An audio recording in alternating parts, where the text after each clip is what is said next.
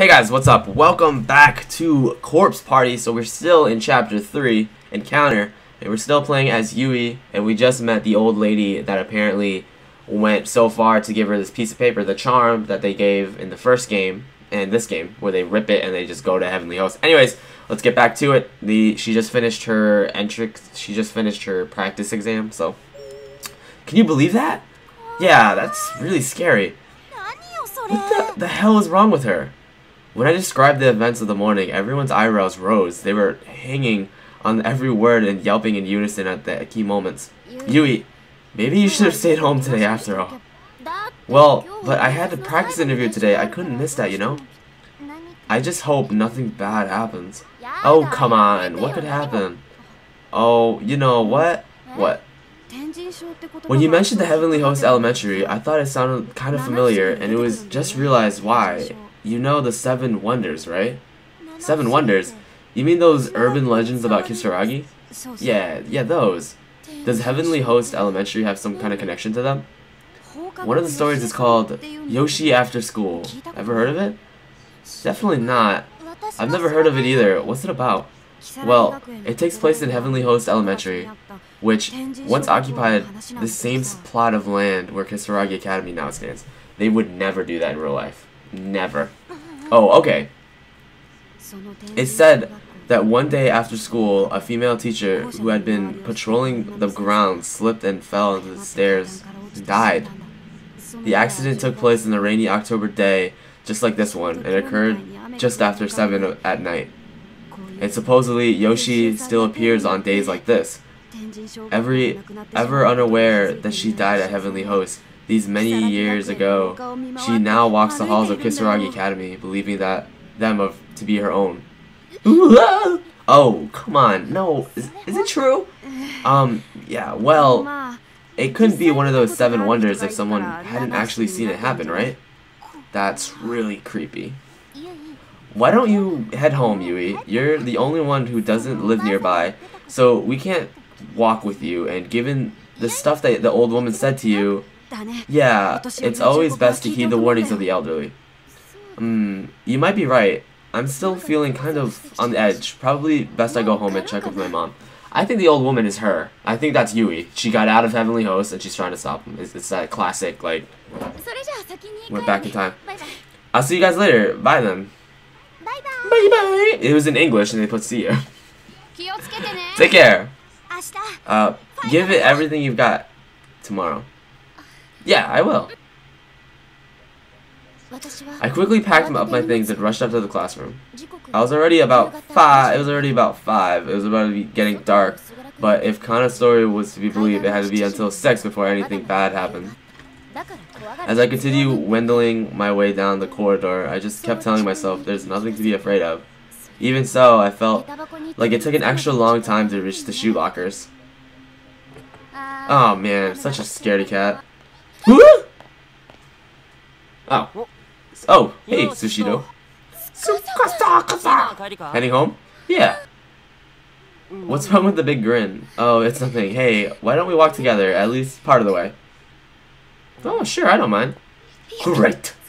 When I look at Tsukasa's face, my fear vanished. But for a moment, these were just times when it's really nice to have boys around, I thought. I felt that as long as he was by my side, nothing bad could happen.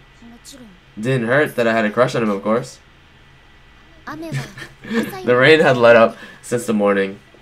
Though it was still coming down, the two of us walked side by side, umbrellas held high. Tsukasa was talking and laughing excitedly about the whole time, whereas I came off as preoccupied. I'm sure it was awkward. The vague sense of fear flickered inside me, and it was making me extraordinarily self-conscious. I'm certain it must have been reflected in my behavior. Shido? You look kind of pale. Did something happen? Hey, yeah, something scary happened. Something scary? I probably seemed really on edge. Tsukasa was staring at me with this look of abjected concern on his face. I was a little relieved that he'd asked, though, and it felt good that he'd tell him about what happened. I filled him in on the details and explained how, related to Kana's ghost story, I did my absolute best to convey the dread I was feeling. But Tsukasa was, well, the 7 wonders of Kisaragi High, huh? Yeah. Haha, you actually believe in that stuff? Sometimes I wish I could see the entire world through your eyes. What? Hmm? You don't think it's scary? It's weird, sure, but I wouldn't call it scary. I wouldn't worry about that old woman said what that one old woman said. I'm sure it's just a coincidence. But wouldn't it be better not to dwell on it either anyways? Either way. I mean, yeah, your encounter with her sounds like it was kind of unsettling, but she was probably just a little off, you know? That's not the issue here. What? I wasn't asking you to solve my problems for me. What? Look, I just wanted to vent, okay? I just wanted you to listen. What do you mean? That's what I've been doing. No, not like that. I don't get it. Are you angry about something? Guys always do this. It varies from person to person, of course, but guys invulnerably jump right into looking for solutions to your problem or giving you advice on what to do. As a result, girls often can't be totally honest with them and don't want to be, at any rate, and are forced just to bottle their feelings. I wanted Tsukasa to share in some of my fears. If he weren't scared with me, that would have been enough. I didn't realize what Tsukasa telling me not to worry about his own way of showing concern. I just thought he was brushing me off, and frankly, that annoyed me. My mind flashed back over and over again, to the face and the eyes of the hoarse voice of that old woman. Amplified and distorted by the ghost story, these images gradually darkened my mood. Maybe I was traumatized by the events I've experienced, or maybe I was just frustrated and needed to lash out. I don't know. But for the first time ever, things had become decidedly uncomfortable between the two of us. Well, okay, well, this is me, right? Shishiro. He called out my name as I briskly walked away.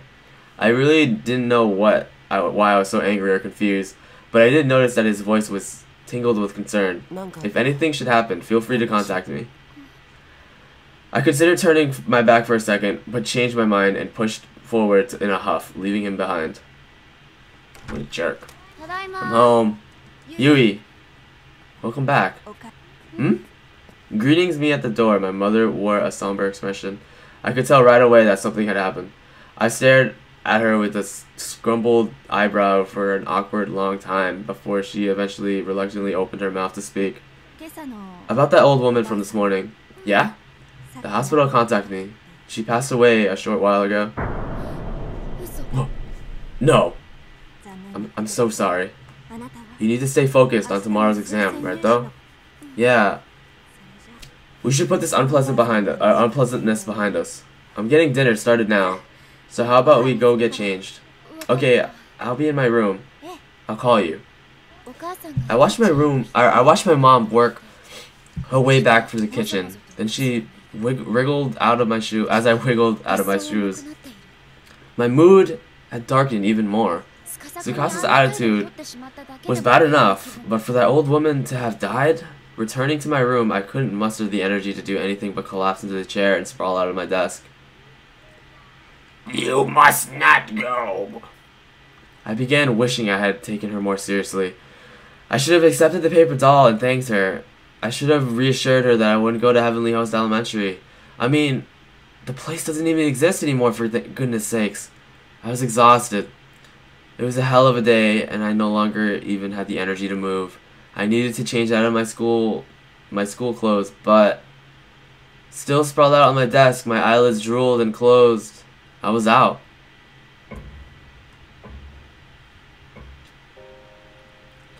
I awoke with a start. The air in my room had gotten notably cooler, and I was shivering.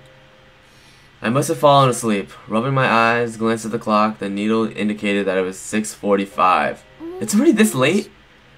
It was black outside of my window, streaked with lines from the still pouring rain. She fell asleep for like an hour. Sure, hope it's sunny tomorrow. Sunny, for my exam. The weight of what the next day held for me came rushing into my mind. I had practiced for the interview process with my teachers quite thoroughly, but I was still really nervous. Okay, I need to make sure I'm ready for tomorrow. There was still a little time before dinner. My mind swimming, I decided I'd take the opportunity to clean out all my notes and textbooks. I would need it for tomorrow for my bag. Let's see. Student ID needs to stay, obviously. Handkerchief and tissues. Gotta make sure I don't forget my exam ticket. Oh, my pen case. Huh? Oh crap, where's my pen case? Did I leave it at school? My face suddenly went pale. Really, I shouldn't have been too concerned over writing implements. We had a ton at home. But that case held a pencil that Tsukasa had given me for guaranteed success on my exam. I have to go get it. Don't tell me. Hey mom, I forgot something at school. I'm gonna go run back for a second. What? But dinner's almost ready. It's okay, I'll come right back home. Alright, it's still raining though, so be careful. I will. Dumb move number 1. That pencil was one thing I absolutely needed to bring with me to the test. And so, without hesitation, I ran back to the road to the school.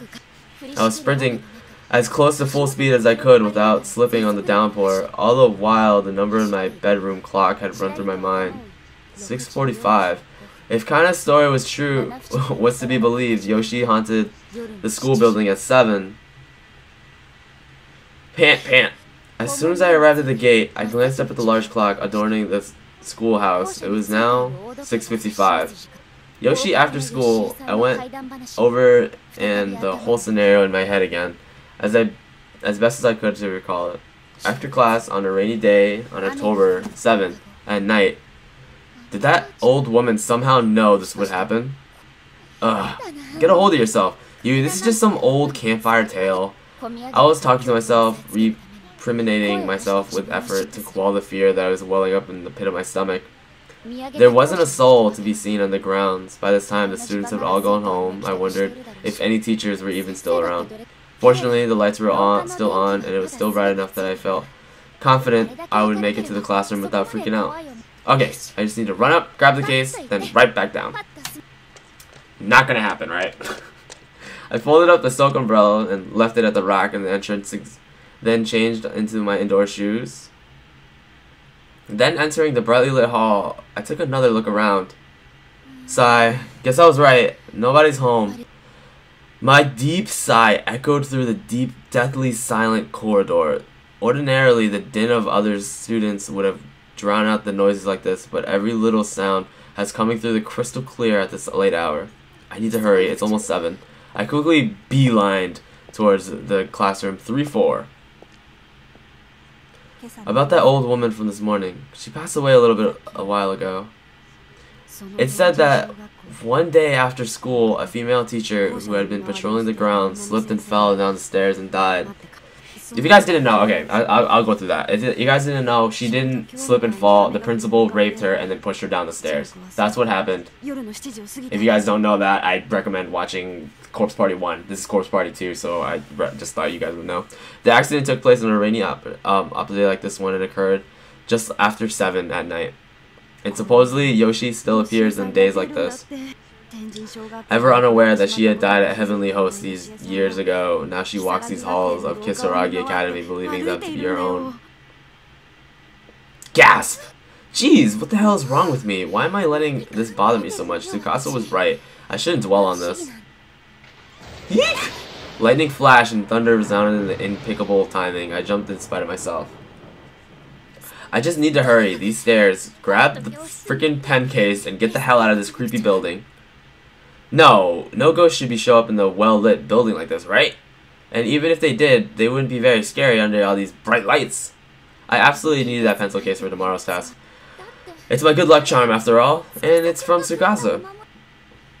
I picked up the case as soon as I continued to a straight for room 3-4.